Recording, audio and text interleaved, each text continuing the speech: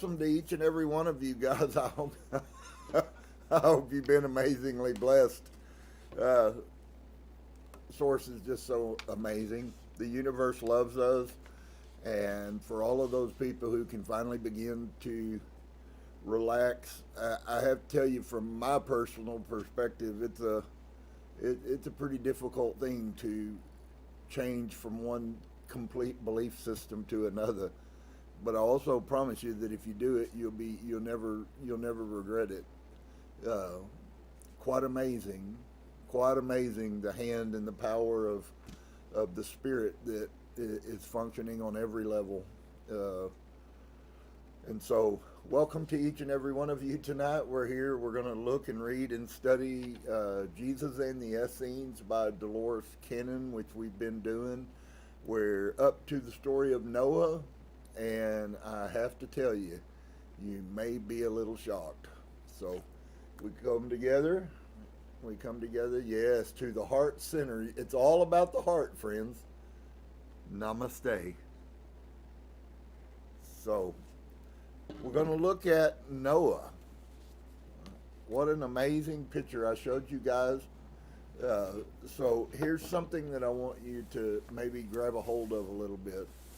Saudi's remembrance of this stuff comes from a completely different paradigm, psychological, philosophical, mental perspective that these people had.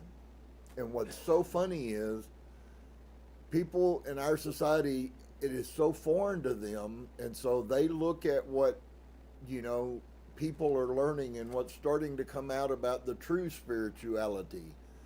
And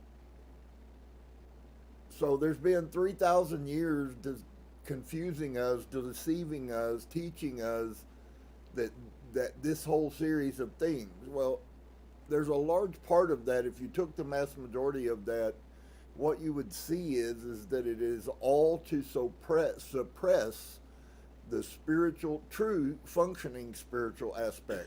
They want you to believe that someone did it, but you can't. You can't. You have to go get the priest to come exorcise this demon out of this house. And yet, truly, outside of the imperial cult, Yeshua told every human that we already had power over them. I said it before and I'm going to say it again. I don't care a thing about Jesus, but I sure do love Yeshua. He was crazy good, man. I mean, he was like the ultimate of good, force, strong, kind, patient, compassionate, but hard. He wasn't a piece of it. He was all of it.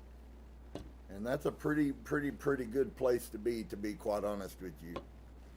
So, there's been a lot that has been hidden from us, and now, thank goodness, the source, the universe, is simply just opening up the wells. There were several verses that, as we go along here, that we're going to go back, and I'm going to spend some time on some verses that you've heard in Christianity 1,000 times, and I want to show you in light of. So I have to try to teach a little bit, then I have to try to put it into active duty. And by the way, I'd also like to say, everybody who does support me, thank you so much. It matters so much. But the truth of all of this is that spirituality was supposed to be the basis for human life. Not something that happens. We were supposed to be walking in the psychic realm every day. And so what's happening is the spirit, and I don't know the name of the spirit that religion has used. Maybe it's just the spirit of religion. Because it's used in all different forms, but it's all the same as far as what it's trying to accomplish. Are the 10 Commandments bad? No. Are the 10 Commandments done away with? No. They'll reverberate in the universe, I believe, forever. And whether there's 10 of them, I don't think it's quite that important. What's important is that you get the principles out of those.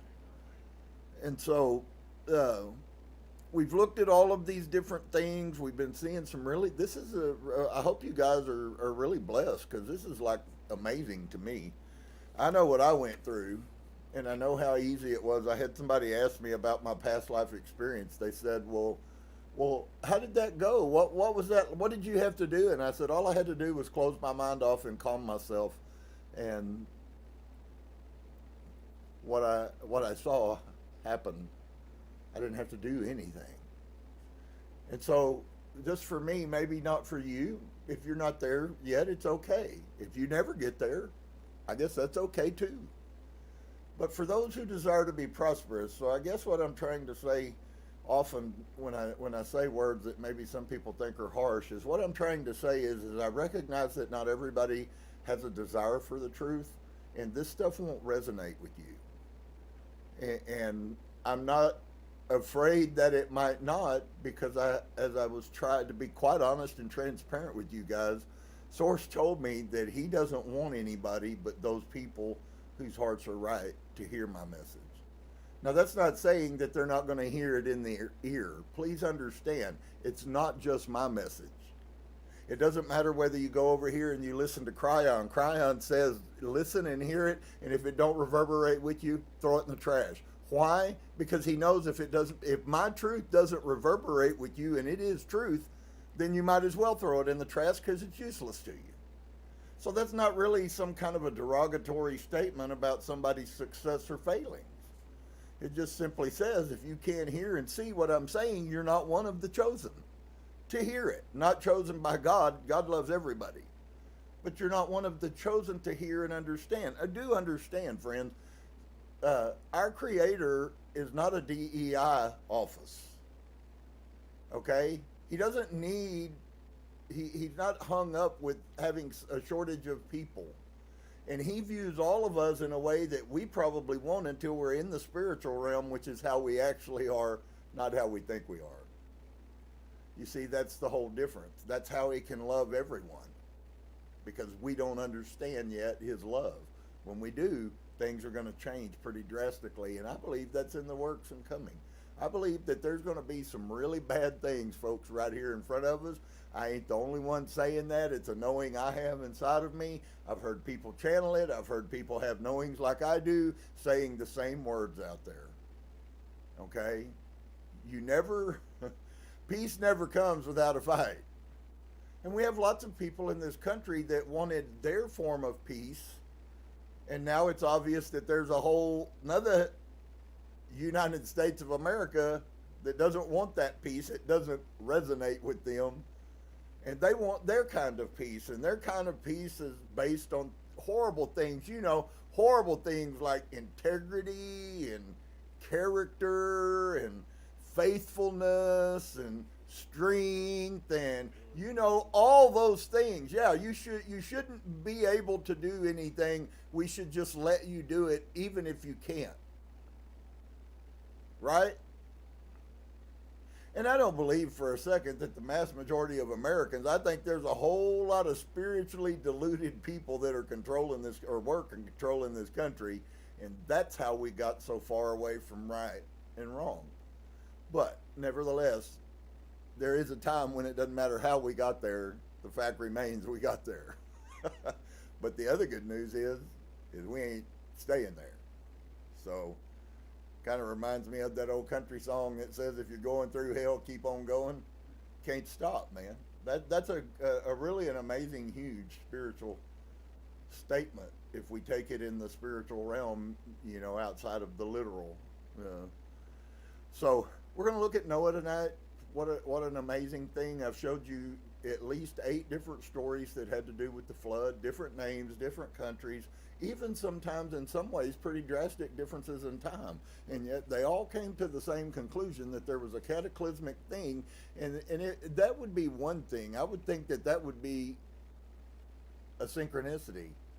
But here's what's even more of a synchronicity.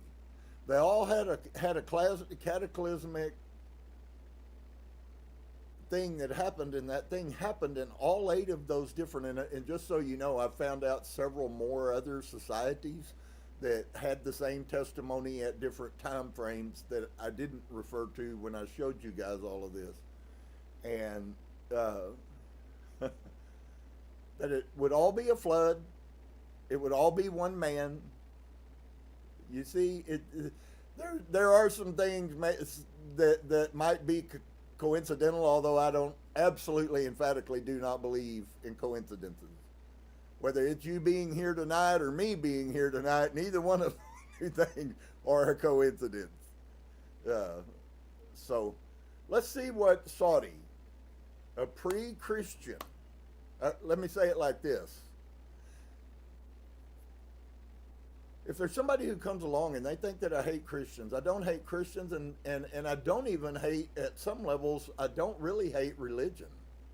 I think religion is a very good unifying thing, and I think it can be used right when it's not used for the purpose of invoking fear. And I was guilty of that. So everybody please hear me. Okay? Interpreting the Bible strictly through the lens of the Bible and Christianity sends you to hell. Pure and simple. And it doesn't matter whether you're the priest or the pope, or whether you're the lowest person living on the streets with a needle hanging out of your arm. According to the Bible, none of you are good enough. And we wouldn't look at it because we were told in our spiritual pride that we were good enough because. And then I used to listen to the conversations of Pentecostals talking about how Baptists were going to go to hell because they drink and smoke cigarettes. So when there's 24,000 branches of Christianity, when the heck does that thing ever stop? Truth is it doesn't. And it's nothing but spiritual pride. God loves all of us. That's almost been one of my hardest struggles, is that God loves me. Wow. It's okay. He loves you. I showed you.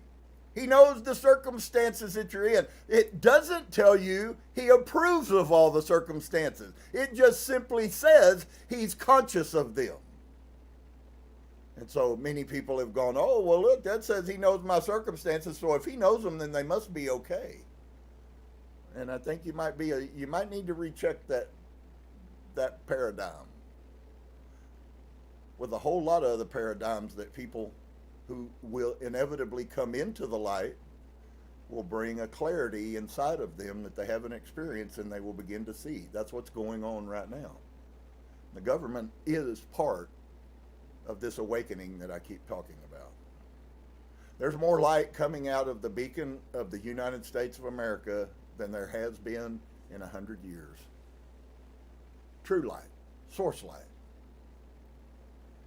Fairness and rightness. See, those things go with love. To be fair is to truly know the form of love.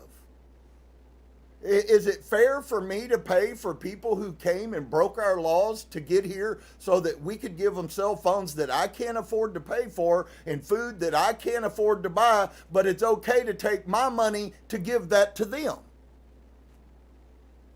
Is anybody alive on planet Earth today? Well, I'll get off my box. Maybe. No, Noah. I've been feeling really good lately, I have to tell you, quite honestly. The biblical account of Noah and his ark has always been a favorite of mine. This is Dolores speaking. And I was curious to see what he would say about it. So you've heard about a picture, a piece of Adam, but here's what I saw so cool. Some of the picture of Adam came out in the last 2 weeks when I shared with you in the book of Philip about Adam and Eve. And so let's hear what Saudi has to say about what these spirit people called the Essenes believed 2,500 years ago. And so, Saudi, yes, about the flood that came. It is strong of hope. This may be why it is a favorite. It is one to show that it shall continue no matter how dark it looks. It is said that Noah was a great individual, a very good man. And God saw this and was pleased, for he knew that he kept what was good and right, and all of his sons followed the ways of Yahweh.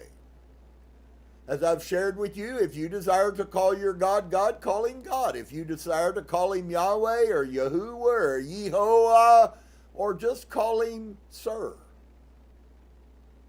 Although, pray tell, I would love for you to understand, he's not a man. Neither is he a female. And he's also not white, and he's also not black. He's a spirit. Those who worship me must worship me in spirit and in truth, because I am the spirit of truth. What Source says is truth. You can bank on that one. And so Dolores asked him, why would Yahweh cause a great flood? And again, Saudi responds, again, I believe that it was more a case of continually fighting against the earth. Now you see why they want to throw Mother Earth away, and now all of a sudden we have some climate change?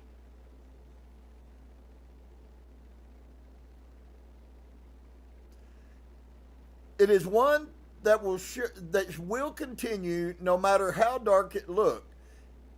I'm sorry, did I jump? Yes, I apologize. Again, I believe that it were more a case of continually fighting against the earth. Also, I have heard that this possibly occurred in the time before everything was settled. So there's a little thing you can put on your checklist about Noah. This was said to have happened before humans were. Or approximately the same time that there was the explosion of power. This could cause this to happen if the seas changed. Therefore, would not the water just tend to go everywhere in many ways, rain or different things like that? I do not think that all of this was a rain of 40 days and 40 nights. This could not happen. It may have rained for this period of time, but I believe it had something to do with the changing of what land was there so that the seas could rise in one place and fall in another. I think that during this time that there were other changes as well as the rain that caused the floods. And it is said that Noah took, let me think here, 7 of clean and 2 of unclean. The animals that were taken were 7 of clean, 2 and of unclean. If you were not able to eat this, then there were only the pair taken, so that there might be others later. Most of you probably wouldn't disagree with that greatly. Of course, that's why. He wanted there to be more food than there was that was not food. Because he was mostly intent on taking care of us, sustaining us. And so he sees the world where something happened that affected and shifted. Well, we do know that there's at least some historical things that would make us believe that there was a Pangea at one time on this earth, that there were solid masses of land that were huge. And all these wiggly cracks that go up, nobody maybe can definitively explain it, okay, any more than they can explain the lines that create the states in the United States. Them people was eating mushrooms when they drew out the boundaries of this country, folks. But the reality of it is that something happened that caused this thing. We're told that God caused it to rain. given any more information, and anything that you add to the specific narrative, I hate to tell you, is just an image, a picture you have in your mind of what you think those words meant. I watch it all the time when I talk to people. I hear them tell me these things, and I go, it's kind of back to the teaching that I tried to share with y'all. Well, that's a thought. Yeah, that you had a thought, but just because you had a thought doesn't mean it's right. And so we live in our worlds where we suppose these things, and then we make them concrete rules and laws in our life, and sometimes we got it wrong. And so he takes these animals in, he affirms to their knowledge level and the scrolls that they had, and apparently they had many scrolls in Qumran. I wonder how many, really, before they left Qumran. I wonder what it really looked like there with priests leaving with armfuls of scrolls while they ran from the Romans. And so Dolores asked him, she said, I asked for an explanation of the clean and the unclean animals. Now, I have to say this because I've talked to some people recently who, some had Christian background, some didn't. And I find that there's a lot of people, maybe even in the spiritual movement, who are still functioning a lot more than they know that they are functioning in the material realm. So when they view things, spiritual things, they still view them through the image. Their mind hasn't transcended that that's just a metaphor. It's not the real thing. Okay? It's just a picture for us to make sense of something that we couldn't make sense of otherwise. Which is why it makes it infinitely clear to me about most of the stuff that's written in the Old Testament as well as the New Testament, that there is many codes written into that and a whole lot of overriding to hide what the true story was. Yeah. They don't want you to know that Moses was a shaman. They don't want you to know, because in some places shamans are called witch doctors. Well, and I've seen people get irate. Well, you just called Moses a witch doctor? I didn't call Moses a witch doctor. The Bible did. Not me. I didn't write that thing. I'd have left Exodus out. So it makes it very difficult, and we have to then what? We have to constantly spend our time, as the New Testament tells us, which is to judge everything. We're to judge the prophecies. We're to judge channelings. I've heard channelings and I go, well, that might have been from a God, but I'm not quite sure that's from the source that's been with me for 30 years. So once again, it's like people start learning some truth and all of a sudden they hear a few words without fully understanding them. And then all of a sudden they have all of these thought processes that came from nowhere and they're not right. I've had people come explain to me what I said, and I go, I don't know how the heck you got that out of what I said, but I guess if that's your picture, that has to be your picture. But that's not what I was saying. So she asked for an explanation about clean and unclean, which is the point where I was trying to get to. Some of you guys that have been with me are really blessed because a lot of this Hebrew stuff, and I'm recognizing, so please hear me, if you've been with me for a while, the things we did were not wasted. In fact, I'm going to tell you what you're going to find out. You're going to find out that we're able, because we understand some of these things that are also ancient, you're going to see, I already have, but you're going to see situations where the knowledge you attained through those years when we followed the Torah, you will have a unique perspective, and you probably won't meet anybody else out on the street that has that perspective because they know zero about what you're talking about. So I want to say that because I've encountered it, and I've actually encountered it a lot more than I thought I would. But when you do, you have to try to remind yourself and be ready and go, okay, if that's what your picture, your image is, then I'll leave you to that. But there's a whole lot of things that you're missing out on while you say to me that I'm unknowledgeable, or I can't figure it out, or I don't know what the truth is, when in fact it may not be me at all. So we need to just be careful. That's not a condemnation against anybody. That's just a statement that if we truly begin to follow source and we begin to change, I guarantee you're going to see changes in your life everywhere. And many of you have told me the things that you've seen and how you look at things differently than you used to, and on and on. There's a lot of blessing that's gone on.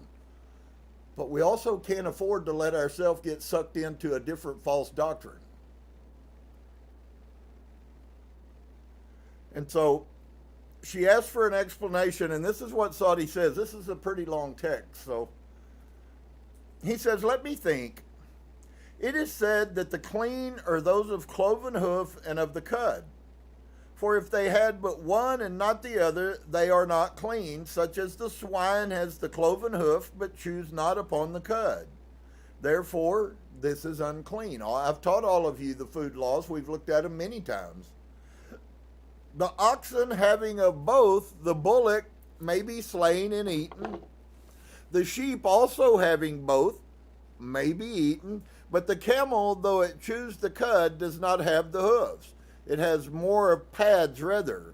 They are cloven, but it is totally different, and therefore they are not eaten. The horse has no hoof that is cloven, and therefore is unclean, and the ass. Noah was told to take 7 of the clean so that there might be food, and the animals that would be eaten could continue on. They would reproduce so that they would not starve. He had prepared a large, and thought he had difficulty finding the word, ark, that had been given the dimensions. I do not remember these. The animals had been called out, and they came, and choices were made, and they were brought aboard, and everyone laughed. Of course, because he was building this great boat in the middle of desert, and they say, you're crazy. But he tells them, he says that they should be warned because Yahweh has spoken, and he shall make his wrath known. And this, of course, they laughed at him for saying fairy tales and things. You see, they could not understand that they were doing this. Hold on a second there. They could not understand what? They could not understand that they were creating this calamity on themselves. They had no knowledge. So here's the piece, because it does concern me, friends. I love you guys, and many of you don't know me. Some of you that do know that I'm a real, true person. But I got to tell you, man, how does that look that much different than the time we're in today? So what am I saying? That we're going to have a flood? No, I think we're going to have a flood of light. And I think it's going to be a washing, certainly of proportions probably bigger than this one. But there's also a reason, even if it's to the point that this is nothing but a metaphor. Because if Saudi, what he said earlier, if you caught it, and I just said a quick word, if you caught that he said it was done before, that means that all those people on the world that we saw as dying, none of them died because there were no people on the world, or there were very few.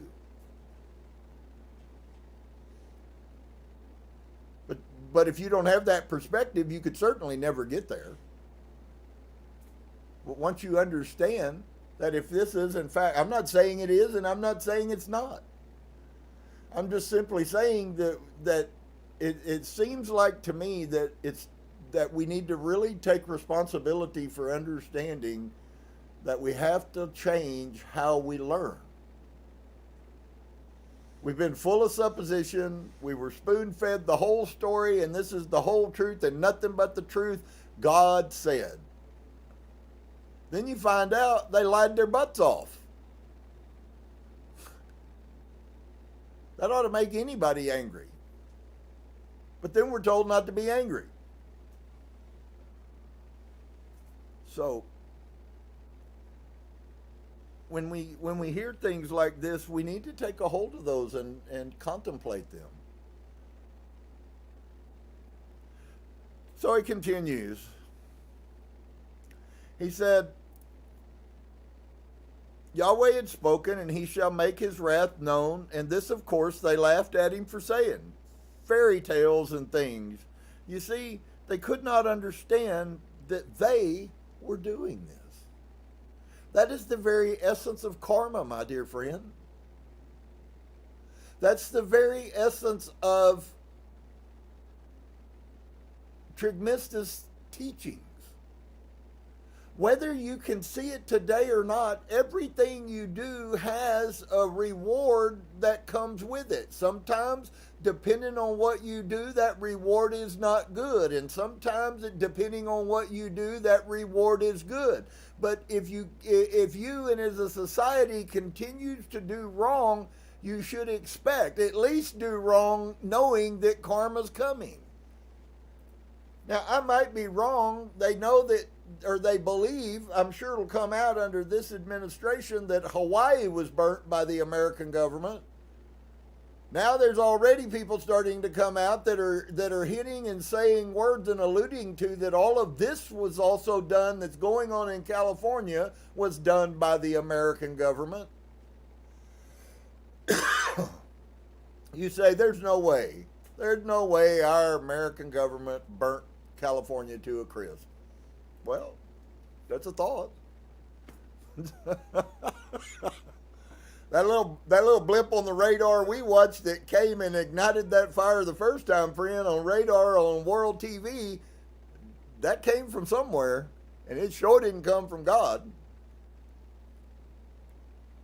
God didn't, that's not a freak of nature. Oh, and just remember, who is it, Blackstone or BlackRock? If you happen to live in that environment, BlackRock could be more than fair. Why does BlackRock want to buy up all of that land for fair market value so then people can move and go somewhere else? That should be obvious as heck to you. Why? I mean, that's a coastline, right? Yeah, you can bring ships in on coastlines. So anyways. So instead, they were the one doing it, that this would be occurring because of them. Wow. Some people get offended when I say that whatever's going wrong in your life is going wrong in your life because of what's going wrong inside of your life.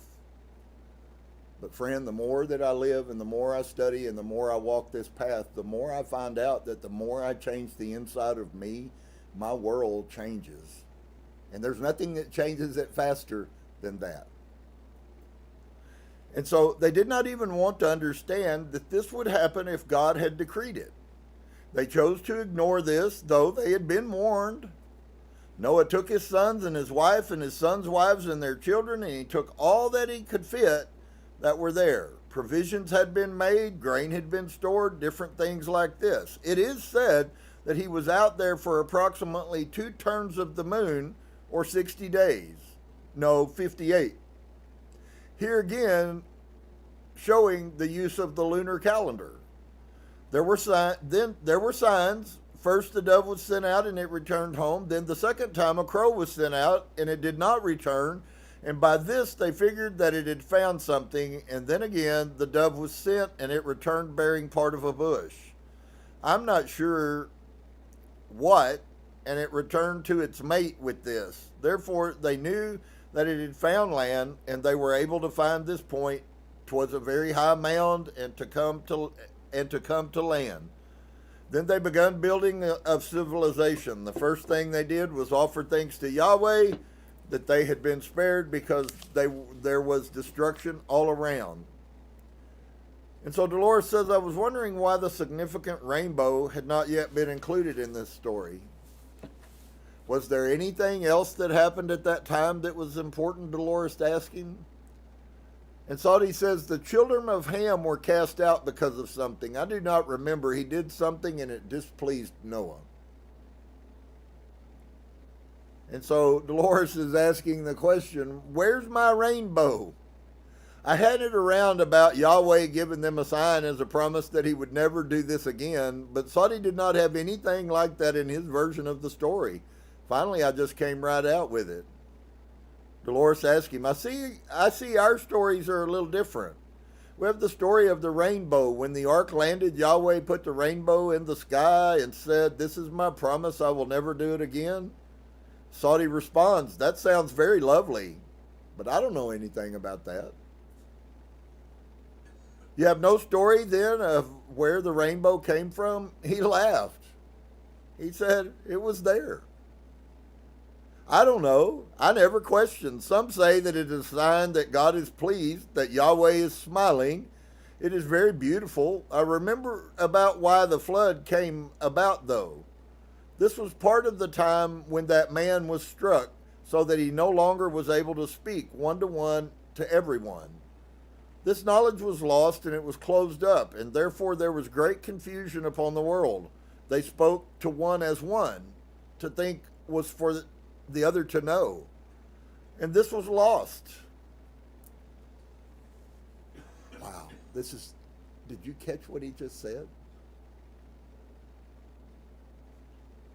Is it possible that the confusion of the language was where source cut off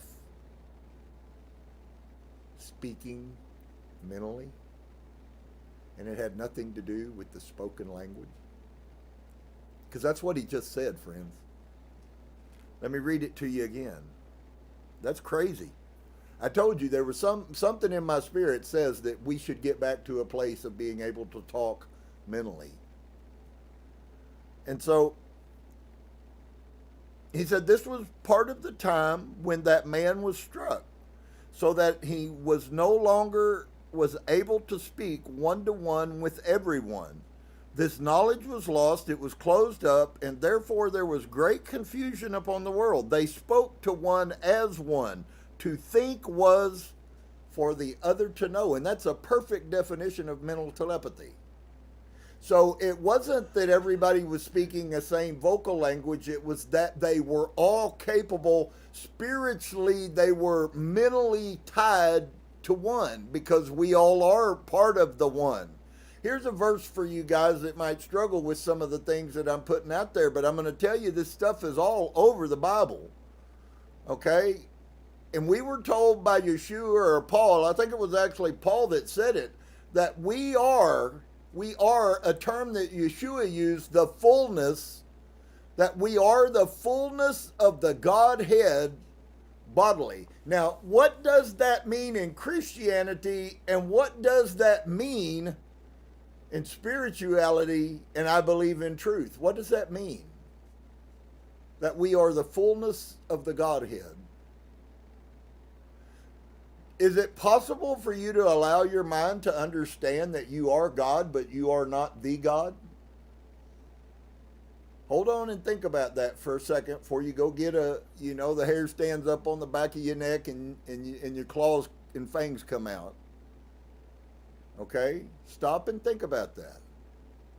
It's just like the statement Yeshua made where he told us that we are the light. What does that mean? If you were taught that in Christianity, you were given a whole story that they've been practicing for 2,000 years about what that means. But I'm not asking religion what that means. I know now exactly what it means. I'm not asking me. I'm really asking you to look inside of yourself and ask yourself, what does it mean, not Christian-wise, for you to be an Elohim? What does it mean for you to be one of the mighty ones? What does that mean? And then we could go in a lot of places depending on your answer of that okay, well, what part of that is already you are you walking in, or what part of that have you not even begun to walk in yet? That's what awakening is, friends. It's not waking up and Elon Musk put a chip in your brain and made you an automaton. It's waking up to all of the things that you refuse to look at beforehand. What is it to love your neighbor as yourself?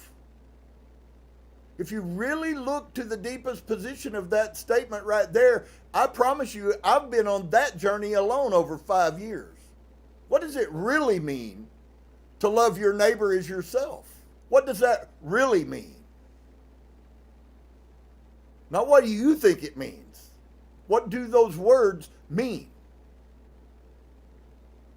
Because most people answer the question and provide the guilt and the shame on themselves because they know they're not.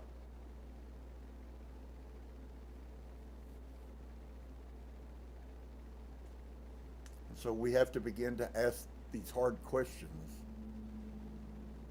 Who am I and why am I here? Saudi already knows and has been showing you that the things that I'm sharing are tracking identical. And I promise you, I might have lived back then, but if so, at this point, I don't know anything about it. And so, because of their doing, they thought that they told each other, if we do this great thing, we can become as great as Yahweh and find the way to be even greater, to have more power. And because of this, it had been lost and the confusion was brought. Yahweh took away this ability for them to think mentally with each other. He took away this ability. So this was an ability that existed for most probably 20,000 years before getting to this guy.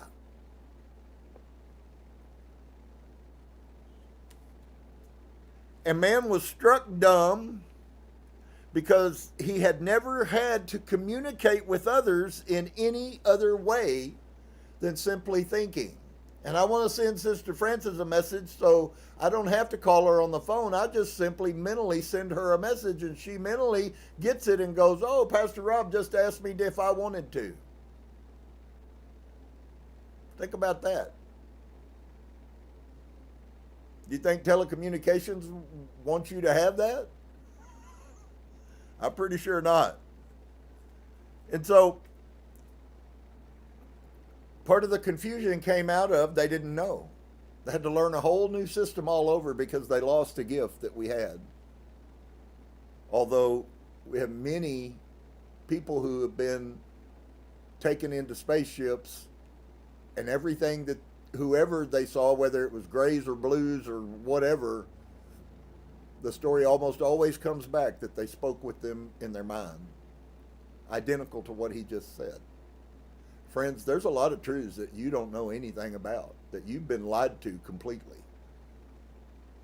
And so the more we learn about these lies, it's kind of like taking out, when you take the lies out of your life, guess what happens?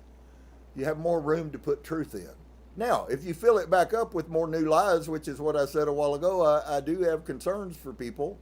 I know inevitably I won't be able to help them if they choose to follow those paths. But if I can warn you and maybe help you or maybe make you just hesitant, all of this stuff is tied in the scriptures and in provable truth. And so then he learned to speak with the mouth with words. So before then, none of them knew how to talk. Before this, there was no need. Now, I don't know if that's earth-shattering to you about Noah and about the people before the flood, but friend, that's a pretty earth-shattering statement right there. And so you can even say hypothetically, okay, so you don't believe in past life regressions. That's okay. It's not necessary for enlightenment, but it certainly will come probably if you are enlightened. So, there's that. And so this story sounded familiar, but maybe this was where the story of the Tower of Babel came from and what it is supposed to signify, the loss of telepathic powers through misuse. My goodness. Do you see how everything's reverting to spiritual forces that were massively more evident? Everything that gets brought out is always a higher spiritual teaching than what you know anything about. And everybody was doing it. So when I tell you everybody's psychic, you know why? Because everybody's psychic. So Dolores asked him, she says, before this ability was lost, could they communicate with people over long distances? And he says, yes. It was if they were with you. It was taken away because man was proud and doing many things that he was not. He was subverting the law of nature. And therefore he caused great destruction, and this was lost because of this. It is said that the very earth exploded as if to spew man off of its surface. I wondered if this catastrophe was the same one Saudi had mentioned before, that they were connected with the wandering of the Kalu. Saudi responds, I do not know. You see, our knowledge comes down to us in bits and tatters and pieces. We must piece this together here and say, well, what is this? And so not all threads are whole, and this is what we are trying to do. We are trying to make everything whole and put it together. So Qumran then was actually about trying to resalvage the old that had been lost and make it available to people after them.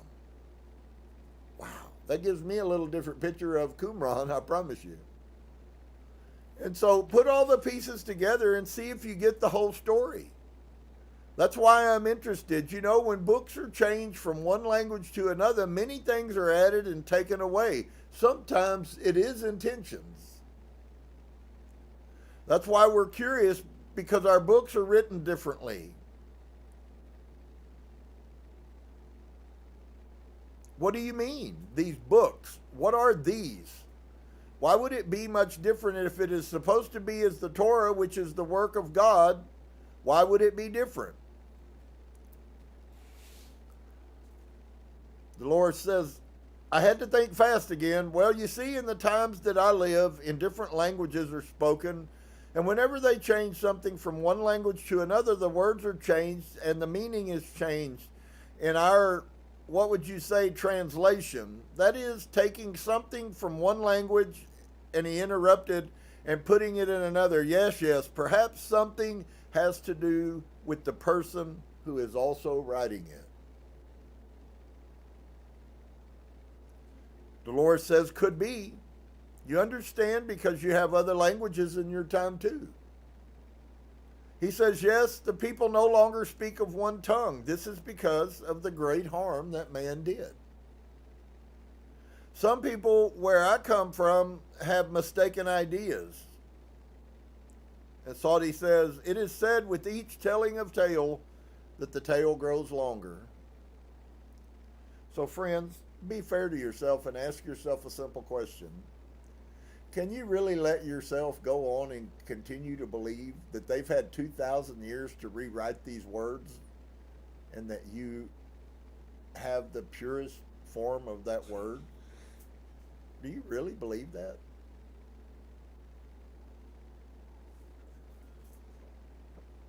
It's only through seeking and finding will we find the truth. It's not laying in the open for you. Yeshua would never have said, you must seek to find, if it was laying in front of you on your coffee table.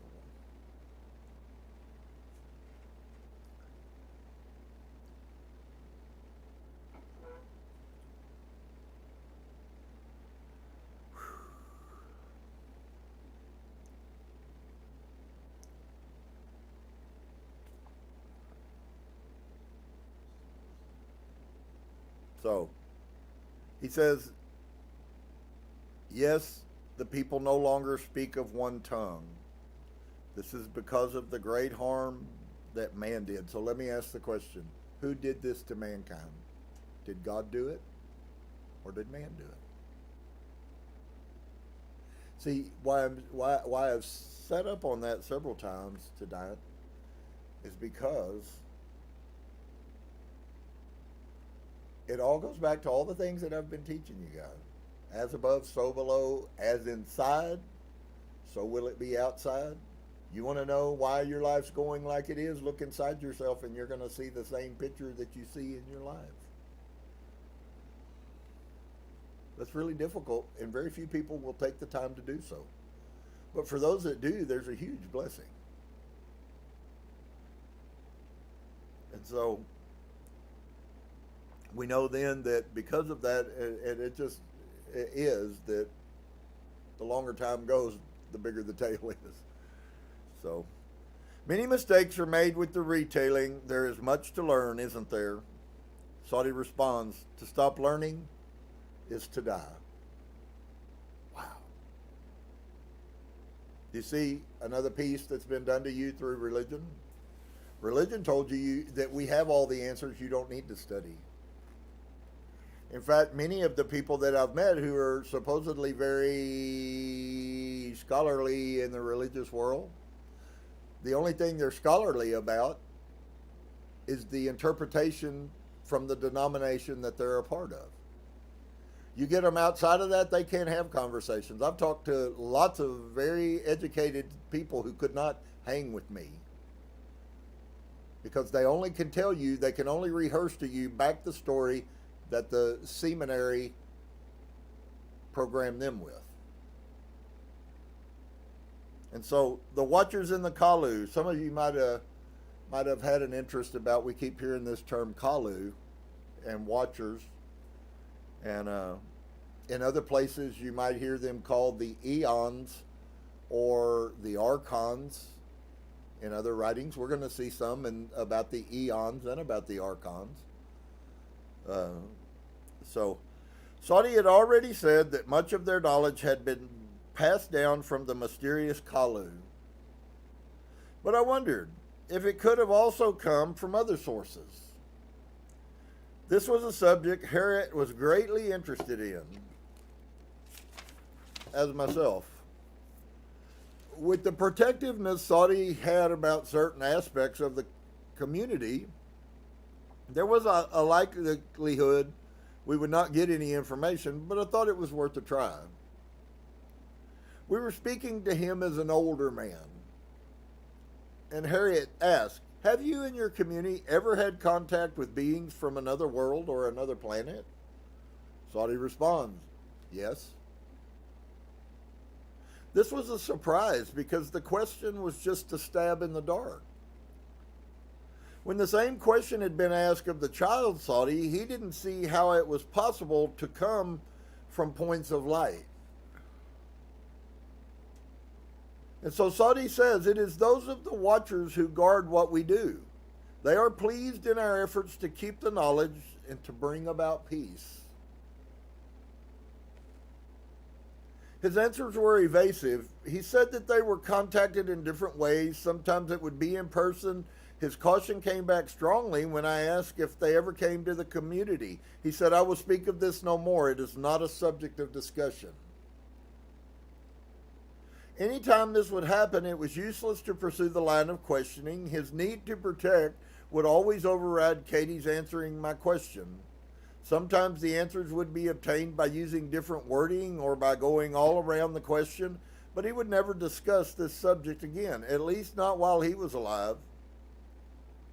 When a subject is in the spirit state, the so-called dead state between lives, I've been able to attain much information. Most of this will be presented in another book, and I will present only what is relevant here. While Katie was in this state after the death of Saudi, I thought it would be a good time to find out more about the Watchers. He was never quite as secretive in that state.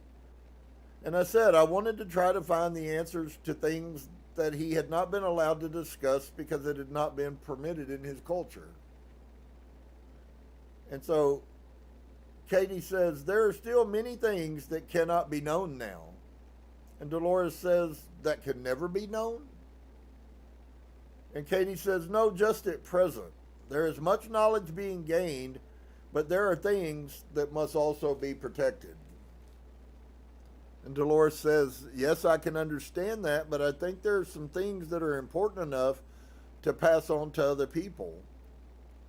Katie says, emphatic, but it is not for you to decide what is important, but if it is permissible, I will answer.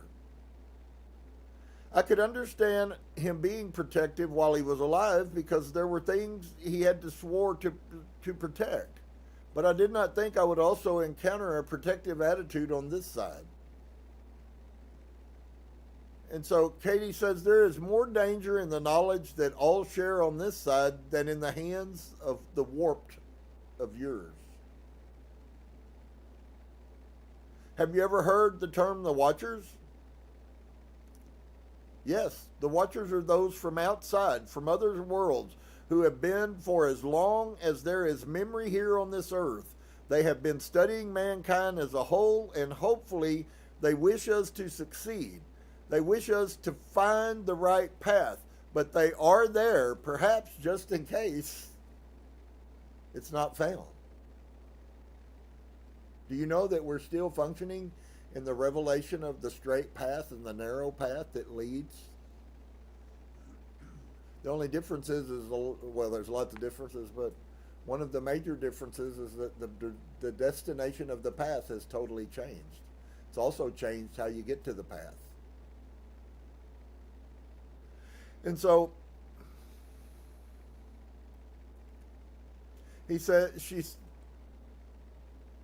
Dolores asked, then there is life on other worlds. And Katie responds, and why not? Have you the conceit of all the universe at saying that this is God's only point of life? He that created all of this,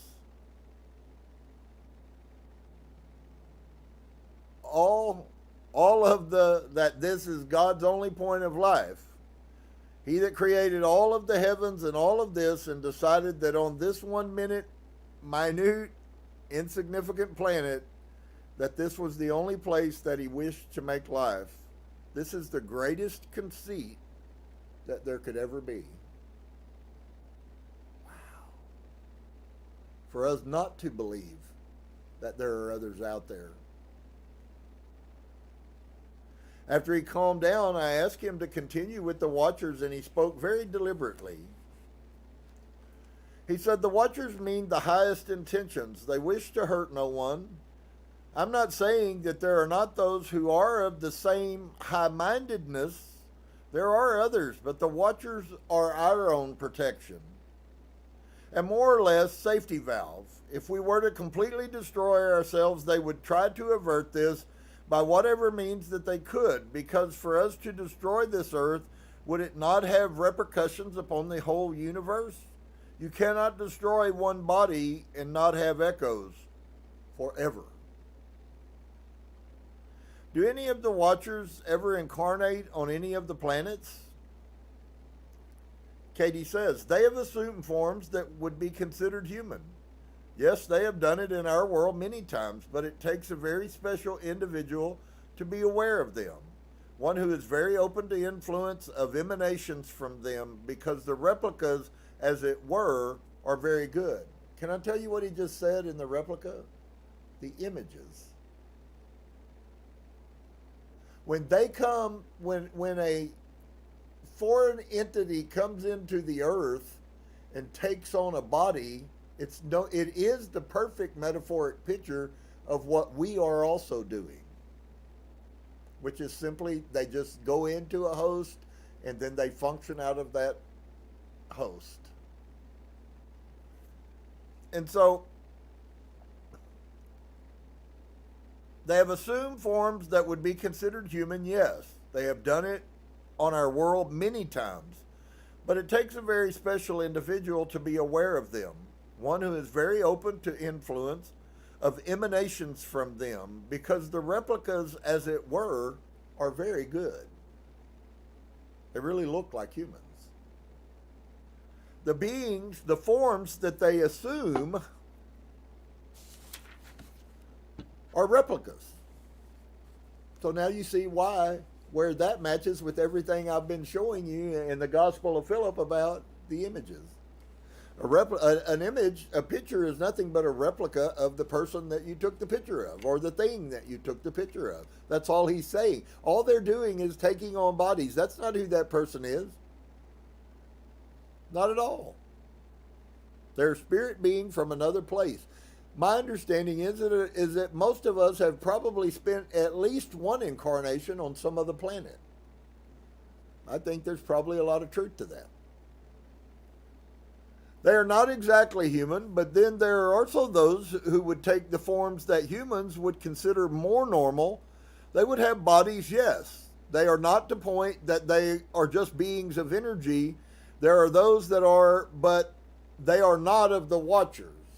So by going around this, he then exposes that there are other people who are not watchers who also have come in. They're not humans, but they've come in to human form. And you're talking with them. Can I tell you a place where the Bible tells you that this is true? The Apostle Paul, who was a spiritual guru, as I said, his words are totally Gnostic. And he says, be careful because you know there are those people who entertain angels that are unaware that they're entertaining an angel. Now, why would he say such words? See, you were told that was some woo-woo Christian supernatural thing. And it's not at all. Paul was actually stating a fact that had existed and was known. That sometimes you encounter. I've seen all the way down to children that I've looked in their eyes and seen the demonic influences that are functioning in that child's life. If you'll watch his behavior, you can actually pick it up there too, but most people aren't inept enough to do that. But I have seen those things firsthand in my own church. It's not fake. All of this stuff is real. And so they would have bodies, yes. They are not to the point that they are just beings of energy. There are those that are, but they are not of the watchers. Then they are not born into a body as a baby as humans are. They have been spirits of watchers who were born into bodies, but then they are as humans as you, with a more high-minded soul, perhaps. You mentioned beings of energy. Are they different? Katie responds, yes. They have passed the need for a physical body, which is a good probability that that's what you see manifest when you see orbs. Those are just beings of light. And so Dolores says, I have read the term light beings in many books. He said this could be another term for them. Is a light being. Not new age, old age, and still functioning today. To be rediscovered and called yet again anew.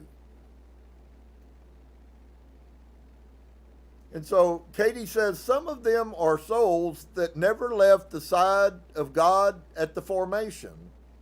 Some of them are those who have, again, attained that perfection. Some are from other worlds that are beyond the capability of human understanding. They are so far advanced that they look on us as a human looks on an amoeba. Do you think we will ever attain that type of development? And Katie sighs, not with the present pathways.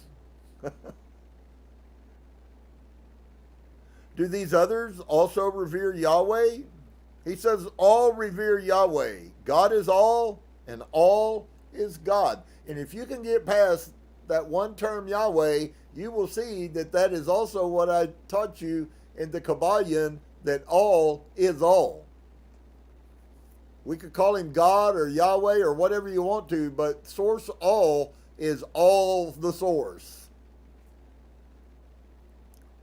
And so, is there any special way that the watchers help? And he says, if they influence one person, he could possibly influence even a country. Then they have done good. They have done their purpose. In this manner, they are helping to keep the peace. Helping to how do I say that? Keep the balance, as it were, intact. Do they have spirits such as you and I? And he says, all spirits are the same. Do you know which other worlds they come from? And he responds, they come from several groups, but that is not knowledge that I am to be allowed to pass on. And so Dolores writes, he was apparently being censored from that side also. He did, however, admit that they were from within our galaxy, but not from our own solar system. They have been watching the earth since there were men placed upon it. And I ask about any possibility of life forms in our solar system. And she responds, yes, there is life here other than ours, but perhaps not always in life forms as you would consider them. Some are spirits, but there are places here that are the beginnings of life. I tried to take him around the year 70 AD so he could possibly observe and tell me what happened to Qumran. It was supposedly destroyed in 68 AD, and I thought I could find out about its fate. But when I took him there, he was in the resting place trying to forget everything. When people have crossed over, they often go to the schools and they are there. But if they had a series of especially difficult lives and they do not desire to go to school at that time, they will go to the resting place for a while. When a person is there, they sound very sleepy and will not communicate. This place was also mentioned in my book, Between Death and Life. The spirit just wants to rest and sleep and not be bothered about anything. I've had people stay there for a few years or a few hundred. It depends on how hectic their last life was or what they were trying to forget. Time does not matter there any more than time matters while they are at the school. But when they are in the resting place, it is useless to ask questions. Thus, I tried a different tactic this time because I was curious to find out what happened to Qumran.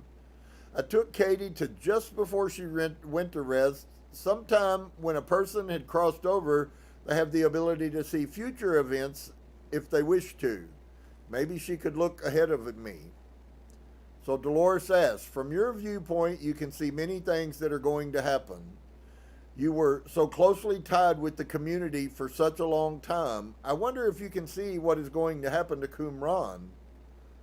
And Katie responds, many will be slain, and it shall be overrun by the Romans and ransacked, for its need is past. Many shall be, do the Essenes know that this is coming? Katie responds, yes, and it is their choice to stay. The secreting of knowledge was begun many generations ago. Much of the knowledge has gone into hiding, the knowledge that shall not fall into the hands of others until it is time to be unearthed at a later date. So there are no coincidences. The Nag Hammadi and the Qumran Dead Sea Scrolls were found exactly when they were supposed to be found. Then it shall be uncovered when it is time for that knowledge. And folks, here's another piece I would like to add to that, which I find totally marvelous.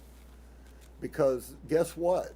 As long as there is time, there is an opportunity for things even greater than the Nag Hammadi and the Dead Sea Scrolls to be found that would bring even more revelation. And so, then it shall be uncovered when it is time for that knowledge. Dolores writes, this happened when the scrolls were found in the many caves, literally unearthed, as he said they would be. But what about the other important made me uneasy? The world conditions that Saudi were describing were too similar to our own, which is, for me, is true, because I asked that question.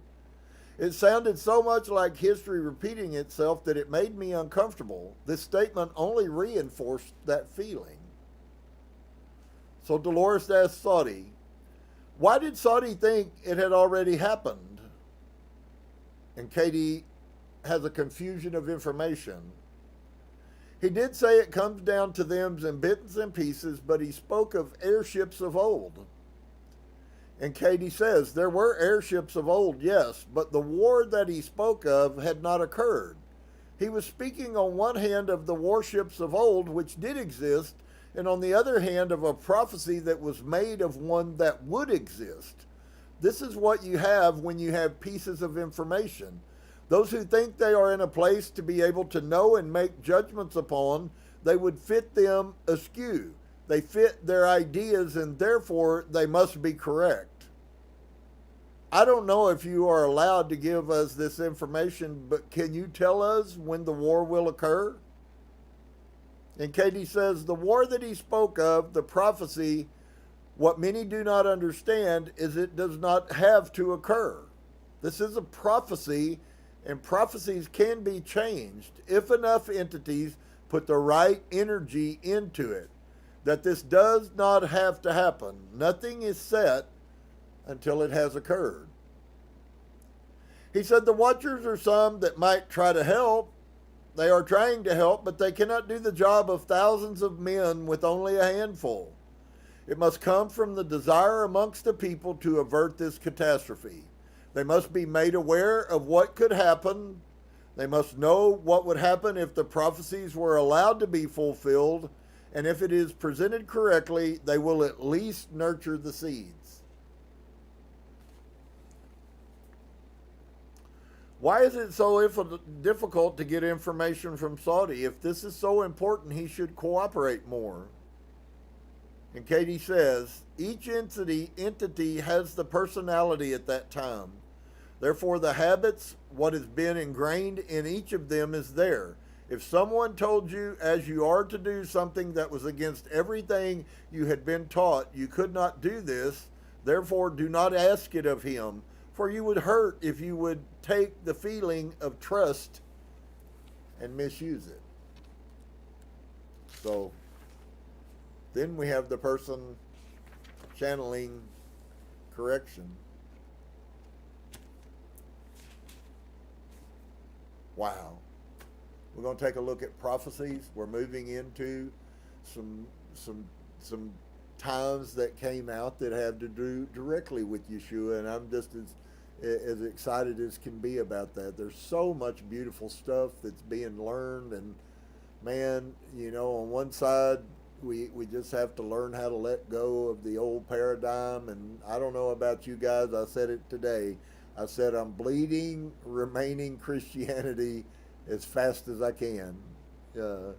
I desire to cut the jugular vein of that